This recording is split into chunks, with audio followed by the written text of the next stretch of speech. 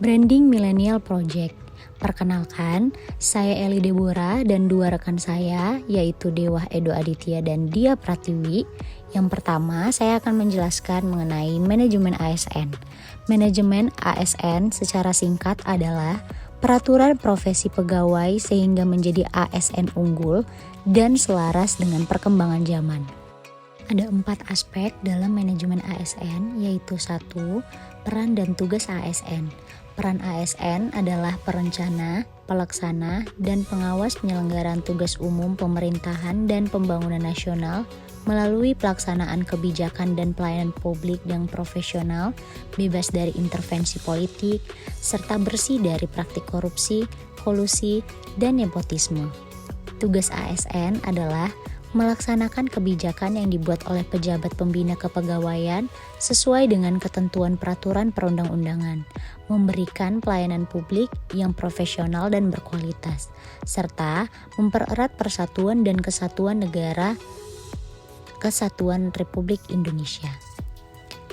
Yang kedua, hak dan kewajiban ASN agar dapat melaksanakan tugas dan tanggung jawabnya dengan baik, dapat meningkatkan produktivitas, menjamin kesejahteraan ASN dan akuntabel, maka setiap ASN diberi hak berupa gaji, tunjangan, cuti, jaminan hari tua, dan lain-lain.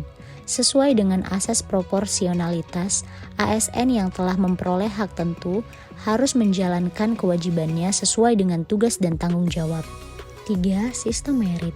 Pengelolaan ASN menggunakan sistem merit, yaitu ASN memiliki kualifikasi memenuhi kompetensi yang dibutuhkan untuk mendukung pencapaian tujuan dan sasaran organisasi serta memberikan ruang bagi transparansi, akuntabilitas, objektivitas, dan keadilan. Komponen pengelolaan ASN dalam sistem merit meliputi penyusunan dan penetapan kebutuhan, penilaian kinerja, dan pengembangan kompetensi, promosi, mutasi, serta penghargaan.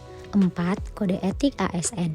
ASN bekerja dengan berlandaskan pada kode etik dan kode perilaku.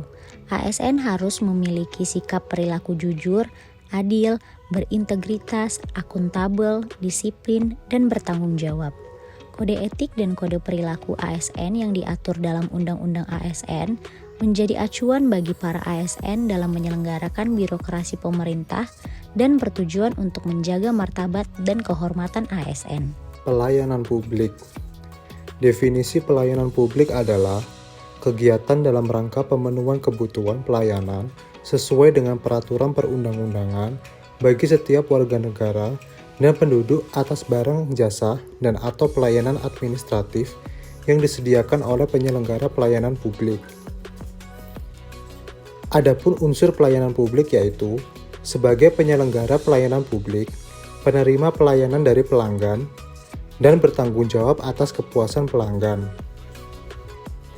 Prinsip pelayanan publik yaitu partisipatif, transparan, responsif, non-diskriminatif, mudah dan murah, efektif dan efisien, aksesibel, akuntabel, dan berkeadilan.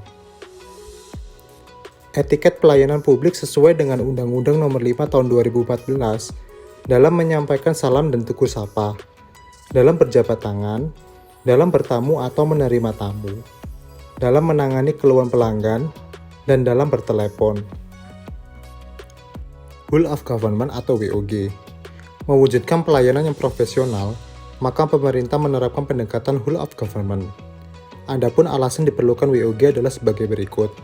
Yang pertama, adanya dorongan dari publik dalam mewujudkan integrasi kebijakan, program pembangunan, dan pelayanan agar terciptanya penyelenggaraan pemerintahan yang lebih baik. Yang kedua, adanya fenomena ketimpangan kapasitas sektoral sebagai akibat dari adanya nuansa kompetisi antar sektor dalam pembangunan. Yang ketiga, keberagaman latar belakang nilai, budaya, adat istiadat, serta bentuk latar belakang lainnya mendorong adanya potensi disintegrasi bangsa.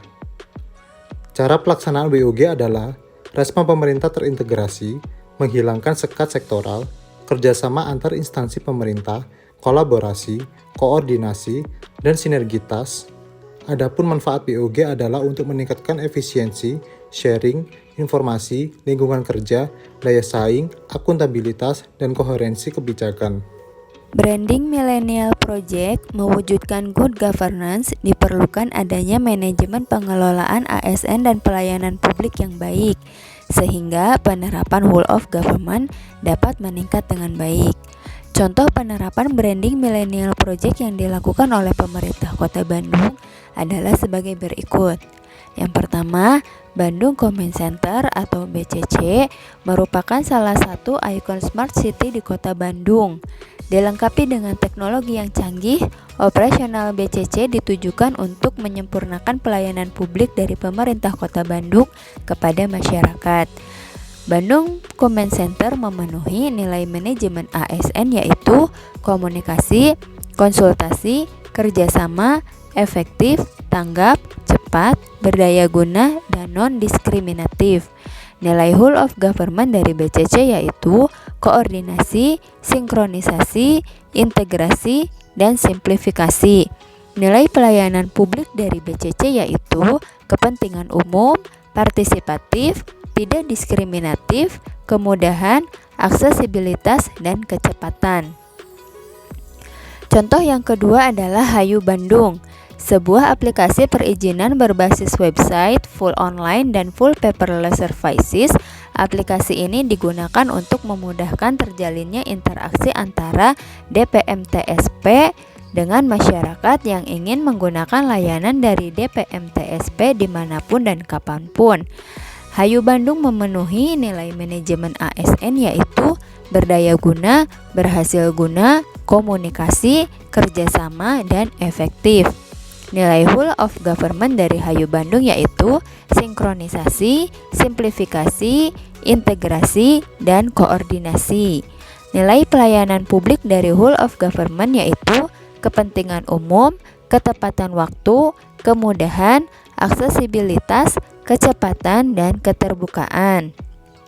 Contoh yang ketiga yaitu Gampil, sebagai wujud keberpihakan pemerintah Kota Bandung terhadap para pelaku UMKM atau UKMM, maka DPM TSP Kota Bandung mengembangkan layanan perizinan berbasis smartphone dengan nama Gampil atau Gadget Mobile Application for License. Gampil memenuhi nilai manajemen ASN yaitu efektif, profesionalisme, berdaya guna, berhasil guna, cepat, dan kerjasama. Nilai whole of government dari Gampil yaitu koordinasi, sinkronisasi, dan simplifikasi.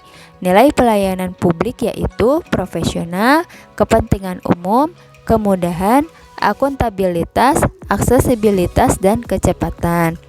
Demikian presentasi yang dapat kami sampaikan. Atas perhatiannya kami ucapkan terima kasih dan semoga bermanfaat.